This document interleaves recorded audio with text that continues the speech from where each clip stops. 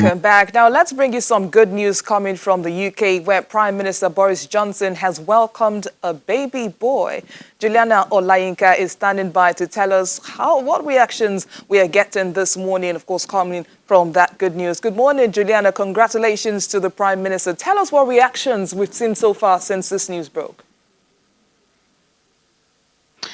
Good morning, Bissy. Well, yes, as you said, the breaking news of the hour is that Prime Minister Boris Johnson and his fiancée, Carrie Symonds, have announced the arrival of a bouncing baby boy. They released that information via a spokesperson. And all around, I must say, the reception has been one of congratulations and excitement on social media. Of course, it's already trending. And I think people were really surprised. At the end of February, Carrie Symonds did announce on social media that she was expecting and the baby would be arriving in early summer. So some pundits had put the arrival down to about June or July times. But alas, the baby has arrived just 2 days after Prime Minister Boris Johnson resumed his work duties with an in-tray I'm sure wouldn't be envious of anybody. Just this morning, just about an hour before they released the information, there was some surprising information from Downing Street saying that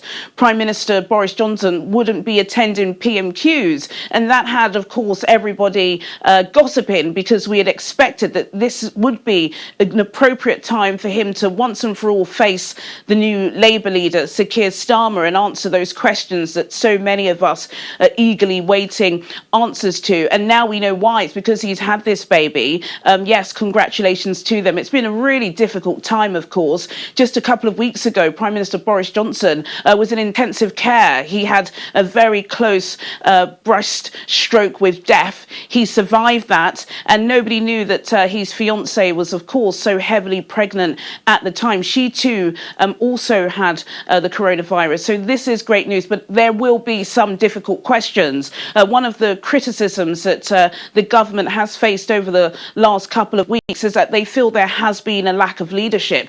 Dominic Raab, the Foreign Secretary, who's been deputising for the Prime Minister, has sometimes seemed out of his depth. In the past, Boris Johnson has been an advocate of paternity leave, where in this country, if you've had a baby, you are, as a male father, allowed to get 2 weeks off. Some are asking if Boris Johnson will be taking 2 weeks off. So there are several questions that are going to arrive from this. But by and large, it's great news at such a dark time.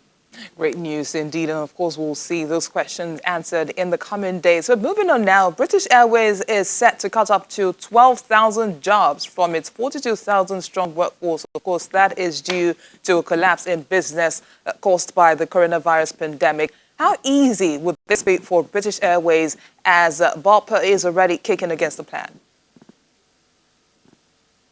Well, we don't know whether or not it will be easy, but it's certainly a major story. I think it's almost being seen as one of the most devastating statements that a company who operate in the UK have delivered since the coronavirus lockdown. British Airways so far have taken advantage of the government's furlough scheme, so they've managed to keep some of their tens of thousands of staff still on the payroll because they're getting the support from the government. But in an open letter to staff yesterday, BA's chief exec, Alex Cruz, did say that this retention scheme cannot last any longer than the government intended to, which is the end of June, and that there will be a series of redundancies and repackaging of staff's current systems in the next couple of weeks. There will be consultations. So the letter was actually written to union members too. But they were saying that they don't expect to see BA go back to pre-COVID flight numbers for several years. And nobody's said that before, Bissy. What we've been hearing from a lot of the aviation industry and other businesses is that it will take several months. We know that the aviation industry is one of the most severe casualties of COVID-19, but BA is a huge, important airline carrier. And for them to say that they don't expect the numbers, particularly in business travel, which is, of course, what they rely on with those long-haul flights for several years, has definitely sent a chilling chilling, a chilling tingle down the spines of the government and the aviation industry. So it won't be easy, but there are consultations. But 12,000 jobs is a lot of numbers, and it's looking likely that many other big businesses will follow suit. Now, some members of the parliament are calling for a catch-up premium of £700 for every pupil on free school meals. What are they expecting to achieve from this? Well, what they're expecting to receive is some sort of equality for some pupils who are much poorer and live in parts of Britain that don't have much access to great education. About 55 ministers have written an open letter to the Education Secretary asking for this £700 per pupil premium. It's not cash that these families will get into their accounts, but what it will do is it will pay for tuition.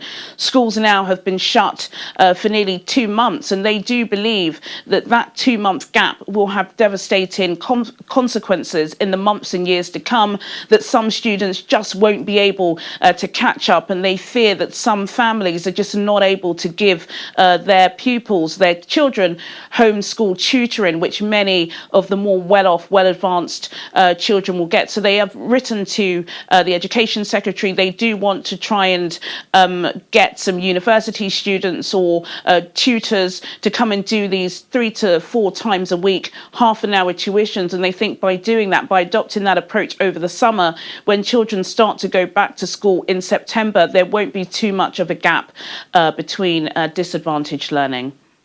Many thanks, Juliana, for these updates. We'll see you again at 1:30.